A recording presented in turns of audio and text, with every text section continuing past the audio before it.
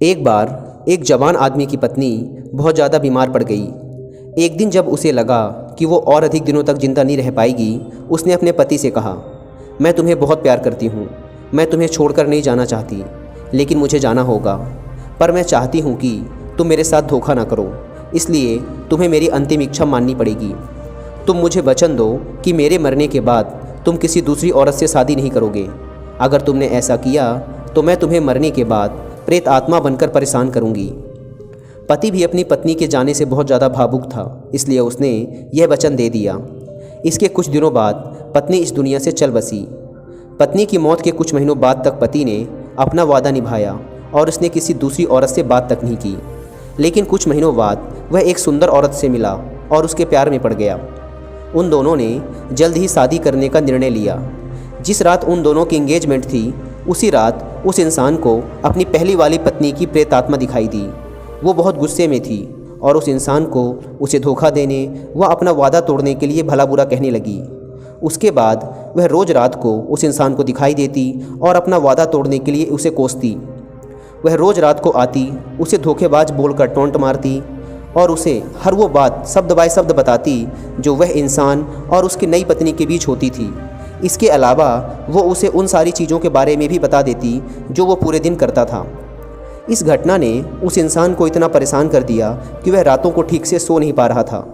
तभी उसे उसके एक मित्र ने बताया कि यहाँ पास के ही एक नगर में गौतम बुद्ध ठहरे हुए हैं, तुम उनके पास जाओ, वो तेरी समस्याओं का समाधान जरूर करेंगे।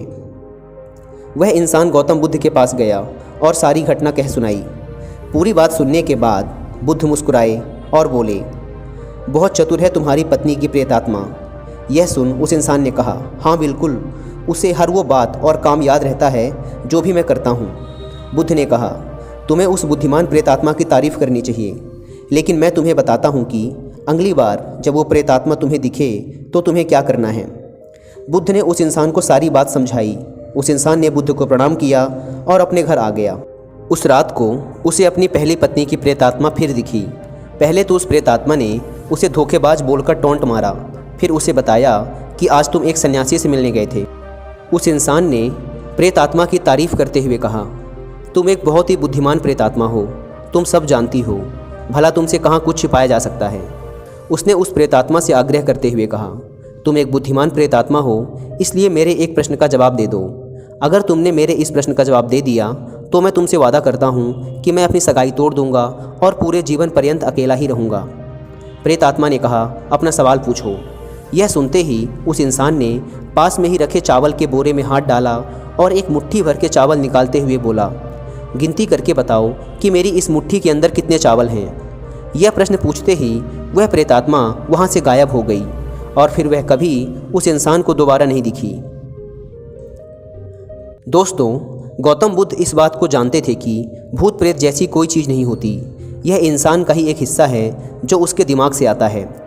इसलिए उस प्रेतात्मा को केवल उतना ही पता था जितना उस इंसान के दिमाग को पता था, क्योंकि उस इंसान को खुद ये नहीं पता था कि उसकी मुट्ठी में कितने चावल हैं, तो उसके मानसिक भूत को कैसे पता चल सकता था। वह प्रेतात्मा केवल उतना ही बता सकती थी जितना वह व्यक्ति जानता था।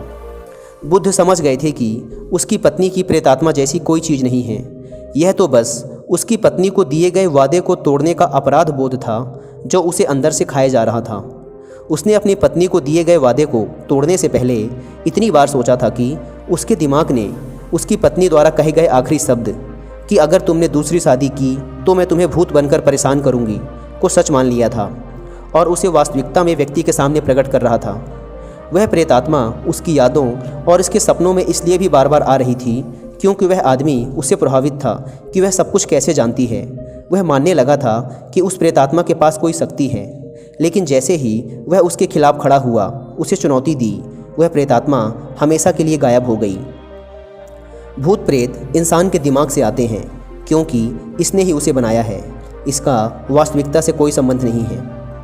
दोस्तों, कोई भी चीज़ हमें इसलिए परेशान करती है क्योंकि हम उस पर ध्यान देते हैं। जब हम उससे आगे बढ़ जाते हैं और उसके बारे में सोचना बंद कर देते हैं तो वह गायब हो जाती है। दोस्तों, आप खुद भी सोचकर देखिए, आज तक आपने अपने सपने में केवल वही चीज़ें देखी होंगी जो आपने वास्तविक दुनिया में देखी हैं।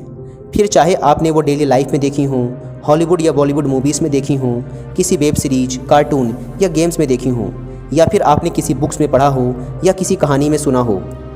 एक्चुअल में हमारे माइंड के पास जो भी इन्फॉर्मेशन है यह उसी को तोड़ मड़ोड़ के सपनों के फॉर्म में दिखाता रहता है और हम कई बार इन्हें सच मान लेते हैं। इसलिए दोस्तों, ज़रूरत है इन सब चीज़ों को भूलकर वर्तमान में फोकस करने की।